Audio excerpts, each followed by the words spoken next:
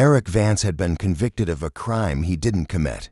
The Galactic Council's justice system was perfect. They said, infallible, when the alien tribunal sentenced him to the Death World trial. Their mandibles clicked in what he'd learned was satisfaction. Human, the lead arbiter had said, its multiple eyes gleaming with cold calculation.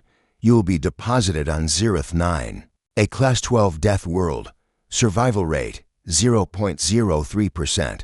May your death serve as entertainment for the civilized species. The other prisoners, a Kralix warrior, to Vendorian scouts, and a cybernetic Zephin had looked at him with pity. None of them expected to survive.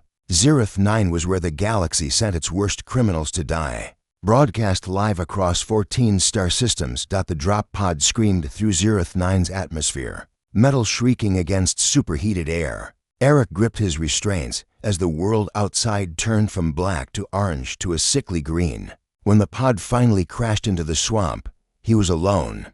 The others had been scattered across the continent.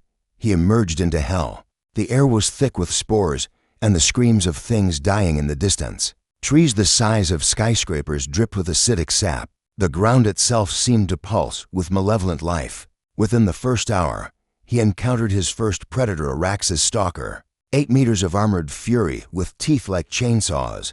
The creature should have killed him. Every biological analysis said so. But Eric did something the galaxy's apex predator didn't expect.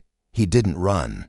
He stood his ground, made himself bigger, and roared back. The stalker, confused by prey that refused to act like prey, hesitated. Eric grabbed a fallen branch more like a small tree trunk and swung it like a baseball bat. Catching the creature across its sensory organs, the stalker retreated. Across the galaxy, trillions of viewers sat in stunned silence. By the end of day 1, Eric had survived 3 more encounters, not through strength or weapons, but through sheer human audacity and pattern recognition. He'd noticed the stalkers hunted by vibration. The venom crawlers responded to chemical signals. The shade wraiths relied on fear. Humans, Eric realized, were persistence hunters, endurance runners, problem solvers, and something else the galaxy had forgotten. Humans could domesticate anything. He started small. A spike beetle, injured and separated from its swarm, accepted food in exchange for protection. Eric splinted its broken leg with vine fiber. Within hours, it followed him like a dog, its defensive spines making an excellent mobile fortress. Then came Anna. She was one of the Vendorian scouts, cornered by a pack of shade wraiths. Eric charged in with his spike beetle, fire from his makeshift torch driving the shadow creatures back. Anna stared at him like he'd sprouted wings. You tamed a spike beetle? She gasped, her purple skin pale with shock. Tamed is a strong word, Eric said, scratching the beetle behind what might have been an ear. We have an understanding. He protects me, I keep him fed and healthy. It's called symbiosis. Together, they built a shelter. Eric showed Anna how to read the environment, how to predict predator behavior, how to use the Death World's own ecology against itself. By day 2, they had a venom crawler guarding their perimeter. Eric had removed a parasite from its brain stem, and the creature had bonded to him instantly. By day 3, a juvenile Raxus stalker, the same one Eric had hit on day 1, returned. Not to attack, but curious. Eric fed it scraps from their kills. The creature, no bigger than a horse but still terrifying, decided Eric was more interesting alive than dead. The galactic audience couldn't look away. The betting pools shifted from when will they die to what will they tame next. Xenobiologists scrambled to explain how a human was doing the impossible.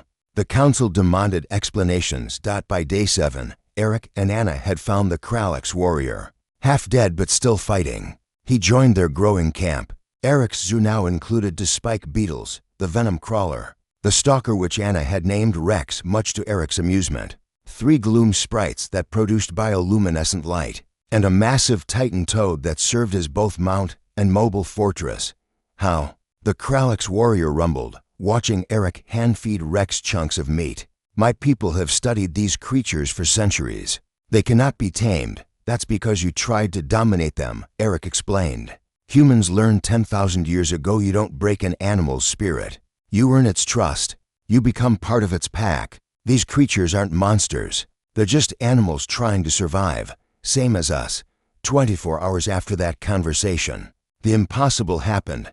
The extraction ship arrived early, expecting to collect bodies. Instead, they found a thriving settlement. Eric stood at the entrance, flanked by Rex and the Titan Toad, with Anna and the Kralix beside him. Behind them, an entire ecosystem of Zereth 9's deadliest creatures lived in careful balance, patrolling, hunting, and protecting what had become. Against all odds, homed up the ship's captain, a 7-armed Quellan, couldn't form words for a full minute. This is impossible, it finally managed. Eric smiled. No, Captain.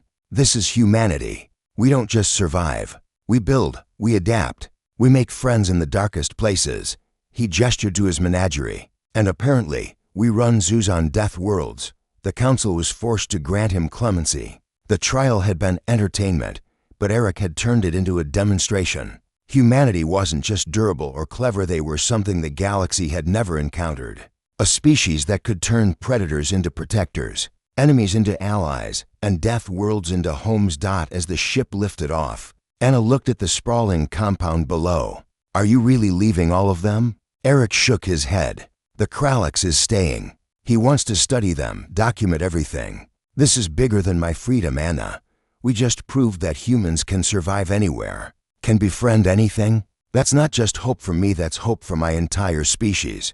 She squeezed his hand. What will you do now? He grinned, that same reckless smile that had faced down a Raxus stalker with nothing but a stick. I'm going to open the galaxy's first cross-species wildlife sanctuary, and I'm calling it the zoo at the end of the universe. Below, Rex roared, not in hunger or threat, but in what almost sounded like a farewell.